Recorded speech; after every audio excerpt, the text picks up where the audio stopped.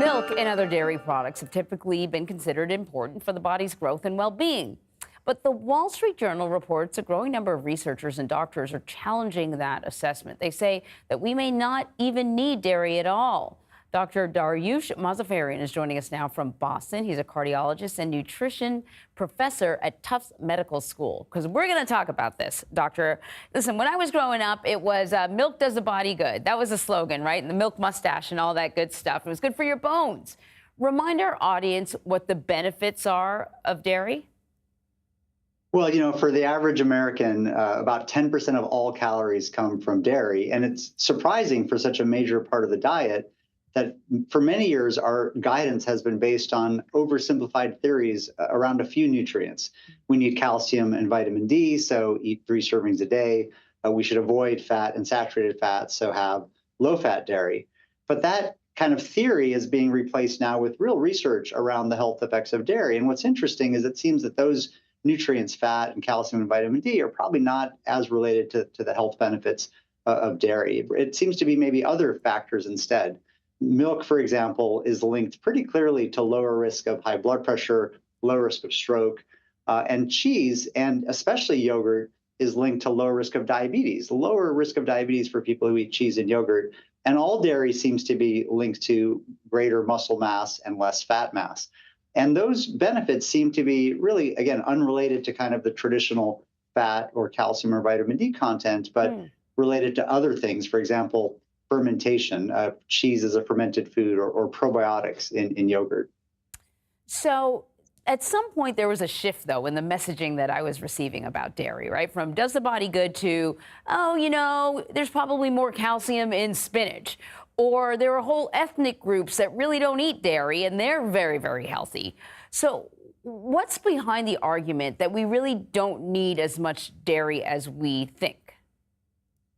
Well, if it's about calcium and vitamin D, I think that's true. We probably don't need all the calcium and vitamin D from dairy. There's other sources. You can have plant-based alternatives that have supplemented calcium or vitamin D. That's led to kind of a moderation around recommending dairy specifically. But as I mentioned, there's other really interesting factors around dairy that have nothing to do with calcium and vitamin D.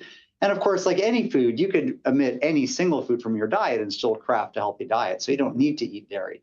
But it does seem that the probiotics in yogurt are good for our gut microbiome and probably reduce risk of diabetes. And cheese, as I mentioned, is actually the top fermented food consumed in the United States. And we're learning about health benefits of fermented foods like kimchi or sauerkraut in other cultures. And there are compounds like menaquinones in cheese, for example, which may improve risk of diabetes. And so what I recommend to patients is to have a serving of unsweetened yogurt and cheese every day if they eat dairy. And really, it's more for cardiometabolic benefits than for calcium and vitamin D. And I think what's really interesting is whether it's low fat or whole fat doesn't seem to really influence any of these health effects. And so for years, we've recommended non-fat or skim dairy, which doesn't taste very good. And I tell people until we have more evidence, really right now, choose low fat or whole fat, whichever you prefer. Oh, that's really fascinating. Okay, one last thing that I want to ask you about, because you said that, a lot of what we thought about dairy was kind of based on kind of older research and stuff like that. And I often wanted to sort of inform people about the parameters when it comes to research, why it seems like every, month or so, there's a different reports indicating something different about the food that we eat. Keeping track of diet and nutrition and how it impacts our health. It's really, really hard, isn't it?